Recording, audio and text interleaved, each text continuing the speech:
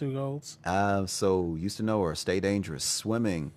Have you had a chance to listen to Astroworld by Travis Scott? Multiple times. All right, good. Finally. Yeah. Okay, this is definitely something that we can at least branch off on. Yeah, so, absolutely. Let me see what all the information I had on this. Did you notice that there was a little bit of controversy About the cover? about the cover? Yeah. All right, so Which for those is that why- haven't which had a I'm- chance to look at it, there are 2 different covers Yeah.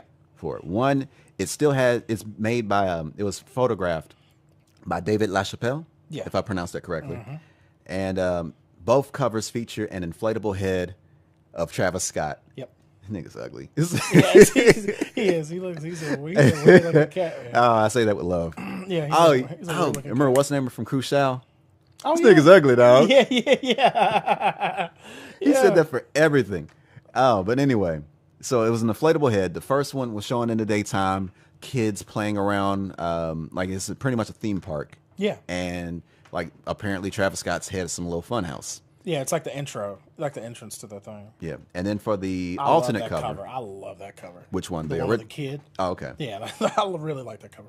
And then with the alternate cover, it shows that same theme park at night with a lot more risque stuff going on. Yeah, which is a great women like, in lingerie, women in like contortionists. It looks like, Yeah.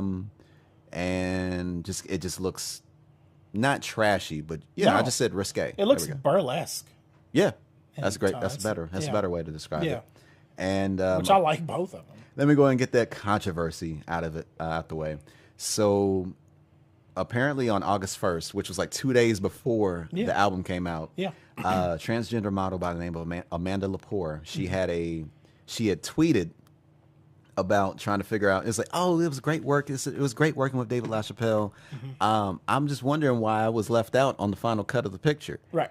And it was kind of funny. I was like, oh, well, shit, here we go. Yeah, oh, yeah, And they were yeah. about to cancel the damn album before it even came out. Yeah, I was like, But David actually replied to it. And it was something along the lines, because you were a naughty girl or some shit like that. And basically, the gist that I got from it was like, you know what the fuck you did. You know Right. why I can't sit there, and you know why I couldn't include that on the album. Right. So I don't know. Maybe just a more graphic upskirt shot than should have been, or I don't know. Who knows what the fuck could have happened? Yeah. But from the way the photographer said it, it was kind of going like, no. There's something else. Yeah. Yeah, what you did is like, you know what you did. Yeah. I cannot include that on there. Yeah. Right. It's like tisk tisk tisk, and it was like he did it in such a jokey way. Yeah. And I haven't looked at anything after that, and it was just kind of going like, oh well, hopefully that's just deaded right there. Right. Yeah. Exactly. Hopefully. Yeah. Right. So we haven't done an outraged as fuck portion in a while. So Right. there we go. Yeah, there was, yeah. Oh well, technically the James Gunn situation, but Oh yeah. Yeah. That's true. so yeah, luckily there was nothing to be made of it. No. So I don't think it was. I think it was just something. Whatever. yeah, exactly. It was some whatever. Yeah. Yeah. I mean. So that was almost a waste of time bringing it up. I mean, it was just. I mean, of course, everybody got mad because she was the only trans model on the cover. Possibly. Possibly, yeah. And then they just got mad because obviously they were like The optics thinking, of it. Yeah, yeah. Technically, this is his 4th album, behind Rodeo, Birds in the Trap, Sing McKnight, and Huncho Jack Huncho. I don't. Concho Jack was such a mixtape. All right, well then. Yeah, but I mean, if he counts it, I mean, I guess I count. Well, I mean, like from what I found looking at his discography, Yeah. I'm considering that. I mean, if we count mixtapes and shit, I forgot he was signed to Grand Hustle. What? Wait, what? For real? Yeah. So looking at this, like this was released through Grand Hustle Records. Let me double check, make sure I got my facts correct, because that's what I pulled up when I was trying to get all the label: Grand Hustle, Epic, Cactus Jack. Damn, T.I. was just shoveling money into the bank. Good Lord. And this is my first full project of Travis's that I've actually Really? listened Okay, to. okay. So, So this is interesting. yes, my absolute favorite 2 songs on here, Butterfly Effect. Yeah, that one's me. weird. I'm kind of surprised that one on here. That it wasn't? That it is on here. Oh, okay. Because it's old. Fair enough. Yeah. It's an excellent song. Yeah, and it's so late into the album, too, Yeah, that it I is. straight up forgot that it was on there. Yeah. Another one that I absolutely love on here, Stop Trying to Be God. Yeah, that was I great. really like That that one's great. That one's really good. And I don't understand why they didn't show the names on the features on this track list. It drives me fucking crazy when Spotify does that. I don't And like understand that. you hear it and it's like, I know who that is. Yeah, exactly. Like, why is it not on there? Like Frank's on here. James Blake is on here. Yeah. Yes, on Stop Trying to Be God. Yeah, exactly. I was like, I recognize this. And I was like, yeah, I know who you are. It's but yeah, I almost called him retrograde, but it's. Now here's the thing about this one though, that the kind of I was actually really excited about this one, but in the end I was kind of underwhelmed because Birds in the Trap fucking was like, there's some like songs on Birds in the Trap that I can go back to and immediately I'm like, fuck, let's go. I'm like ready to run through a wall, like type thing. And that's been always interesting about Travis Scott's music is that he's very, like his shows almost play out as far as on the audience side like a fucking like rock show. Yeah. Like he said that one line in the song where he's like, it's not a real mosh pit unless somebody's injured. Yeah. Like that's his like lane. That's his like energy level. Which it's funny because like listening to it, I was kind of like underwhelmed, especially comparing it back to like Birds in the Trap. Because there's so many songs on there that I can think about that I go to like Goosebumps. Yeah. Like shit like that. Like that song is so fucking good. And on here there were just like a couple, like you said, like Stop Trying to Be God and like Butterfly Effect and stuff like that really jumped out at me. Now there's actually a couple songs on here where I actually like the second half or like the first half of one song or the second half of another song. Yeah, that was weird. Like Stargazing. I really enjoyed the second half of that. Exactly. Sicko Mode. That was weird. I enjoyed the first half. Yeah, and then Drake. And then when just to be clear. Yeah. It just so happened that I didn't like that second half and Drake happened to be on it. Now wasn't that I didn't like that second half because Drake was on it. And I did like all the comments that came out this where everybody was like, there was like Drake's out here bragging about taking prescription Vicodin and falling asleep on the plane. I was like, that does sound pretty old when you say it like that. There we go. That works the old farts. Yeah, that works the old farts thing. Yeah, he's just slightly older than us. Yeah, and that was the weird thing about that song in particular too, because it had that shift, like where it was like it started off, then it was like jerk the wheel back to Travis, and all of a sudden it came back, and you were like, what?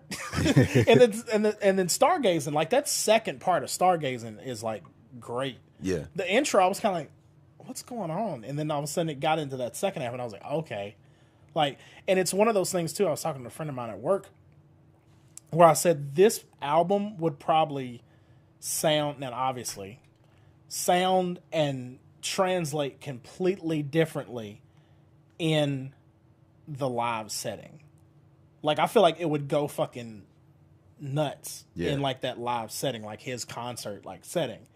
But listening to it just on its own, like there were times where I was just kind of like, okay, let's see what's next. Yeah. But yeah, it is interesting, and it's also interesting like looking back at Birds in the Trap, because that was kind of when I first got into, is the best way I can describe it, like Travis Scott. I'm not like a crazy like Travis Scott fan, but he's made some good shit that I really, really like. But Birds in the Trap was like when that happened for me. Like Rodeo, I didn't really check out that much at all. I haven't either. So I was still trying to figure out where, like, that was one of those times where it was so funny, because I remember when he first like appeared, I was like, who the fuck is this kid and where the fuck did he come from? Yeah. Because it was one of those things where he was on everything. He was on everybody's song. He was all over Kanye shit. And I was like, what the fuck? And I was like, where did he come from? Like, who is this guy? And he just stayed. Yeah. And that was a interesting thing about when this came out too. DJ Booth did an article where they were talking about how like is basically trying to figure out like who is like at that superstar status now and where we are in like hip hop. Yeah. And that was one of the people that they asked. It was like, is Travis Scott in that superstar status? And then like later on, I guess kind of like to back in support their own article, it came out projected that he's going to sell like close to like 500,000 in the first week. And they're like, that sounds pretty like from what their original evidence of what superstar meant. Yeah. They was like, that sounds like we kind of have to put him in there. And he's not on everybody's, and he's not on every playlist on Spotify when you first log in. Right. Yeah. So yeah. that's pretty. Yeah. So that's pretty impressive. I'd say. Yeah. Yeah. Absolutely. Yeah. Interesting. Like I'd have to kind of see the criteria they go off of from that, as far as what constitutes as a superstar. Yeah. I also had to double check because I couldn't remember if it was 5% Tint or NC-17 that I also liked. Oh, yeah. 5% Tint I liked, especially like that sample of Cell Therapy by Goody Mob. Yeah, it's like, and then for him also something like, who's that peeking through my window? I was like, all right, all right. Yeah. The other thing, now here was the other one. I don't know if you heard it, but the only time I had heard that song really is from, I can't think of his original name, but he goes by King Veda now. Redhead dude from Cincinnati. What was his original name? Whoa. Redhead dude from what? From Cincy. Well, Columbus. I think he's from Columbus. Because he used to be with Stolly. Before Stolly was signed with MMG. And he would always be doing Ellie shows. for the Uncool? Yeah. Wait, he goes by King Vader now? Yeah, he goes by King Vader now. But there's a dude that's on Instagram, or the dude that makes all those video edits and stuff. He goes by the name of King Vader too. Oh, really? Huh. Yeah, his is KINGVADA. Oh, is that Vada? Or is it's pronounced Vader? I think Veda, yeah. I've seen it. I think I've heard him say it, and it's King Veda. Ah. Yeah. Okay. It might be Vada, but I think it's Vada. But I guess he did the song. Copyright crisis averted. Yeah. Right, yeah. So he did over that beat, but it's in, I think it's Carousel that has it, but it's at where you just hear like, yeah. And like it never dropped the way I wanted it to. That was the only thing that bugged me about the use of that sample. It's funny, there's a lot of samples in this album that are like really hidden and kind of nuanced, but that was the one I wanted because that original beat is so like fucking like energy, like the high energy. Yeah. So if he would have just fucking almost pulled the whole first, like the original beat, I'd have been fine with it.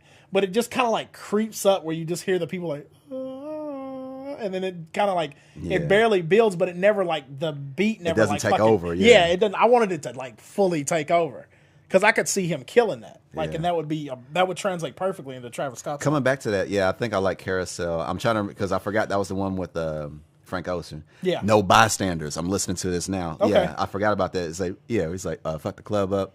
Yeah, and he keeps throwing in bitch. Yeah. Every other bar. Yeah.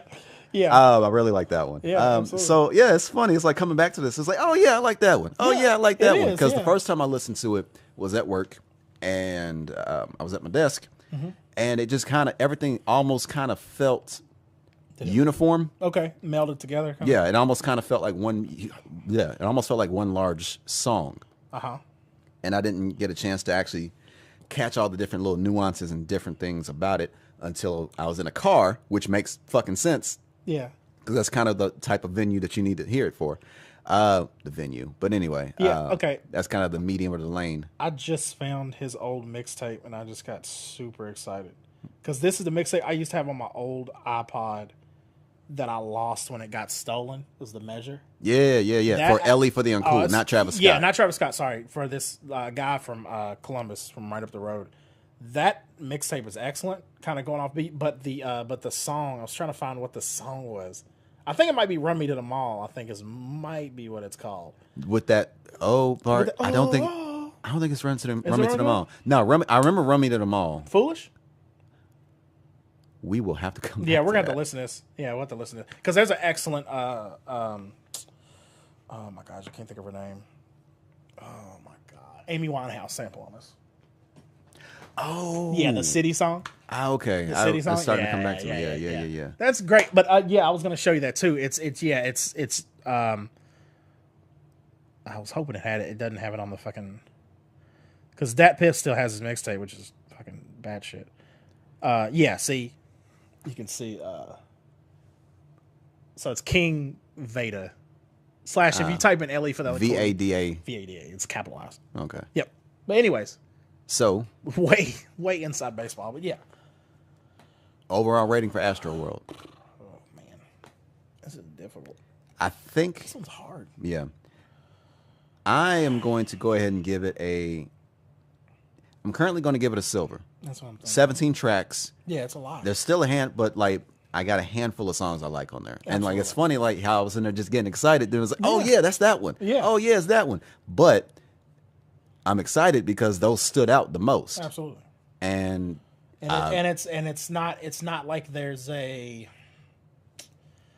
like there's an extremely close proximity between, because that also makes a difference a lot of times too when we're looking at these albums, is if they're, of course you want the ones that are going to stand out on a good album. That's going to happen. Yeah. But how far is your void between the ones that stand out, the great songs and the okay songs? Yeah, exactly. Because if that's a really high void, obviously the album's going to be much worse because you're going to have these peaks and valleys type situation. Yeah. But if that's a very thin line, then it'll ride together pretty good. if they put the surgical summer treatment to it. I thought you were about to say circle jerk. I was like, wait a minute. I would have thought that's what Huncho Jack meant. That makes sense.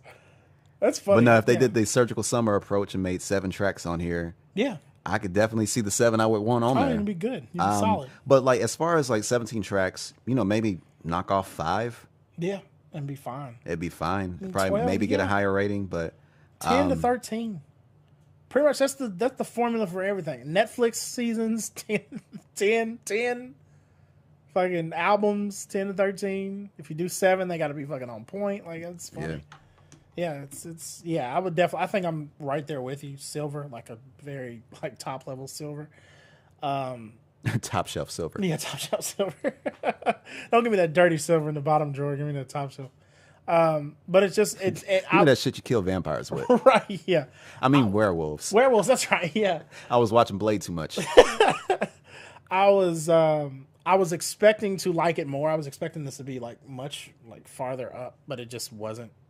I don't know if that'll change. Like I said, this is one of those albums that's funny where I want to hear it in as many different instances and different situations as possible. Yeah. Because I feel like that could greatly influence the how you feel about it. Like I said, seeing this live could be like fucking masterful compared to just like listening to it regular. Right. And that's just because I think the energy will translate very well to a stadium. Because most likely that's what he does. I mean, he rode in on a fucking bird last tour, so which I was always so mad. That, like I said, that was the one that I like started really liking Travis Scott. But it's so funny also because I remember that was also the album where I got mad at him because like when he did an interview and he was like, it has nothing to do with Brian McKnight. I'm like, it's called The Birds in the Trap Sing McKnight. Yeah. I was like, I could see what you're doing, but don't make it even more ambiguous. So I'm like completely confused. Yeah. But yeah. So yeah, he definitely seems more like I don't know about club music, but definitely like concert music. Yeah, concert music because I think he shines the most. It seems from concerts because you just talked about him riding in on a bird. Yeah, like literally. That one picture that's just infamous of him just like holding the microphone stand above his head, just And also my all-time favorite concert memory of his, or just seeing it on social media, is when he fell in auto-tune off the stage. Oh yeah. I thought it was part of the song too. The way he did it. And the thing was too, and like he, like the other part, it looked like he was going into a flying elbow drop. The way he he immediately turned. Yeah, he did the flail that you see in the movies. Yeah. like the action movies, like when somebody shoots a gas can or something, and they explode up. And they sit there and do it. Like he was going to just do a perfect tuck into a fall bag at the bottom of that pit wherever he fell to. Yeah. I only knew how to sit there and put the auto-tune on there. Right. We need to figure out all these buttons. I know. We got like this is too big a fucking soundboard. We got like 16 effects on this mixer. That's too big a fucking soundboard to only be using the volume. I know. That's all I know. We got like 9 tracks and we use 2 of them.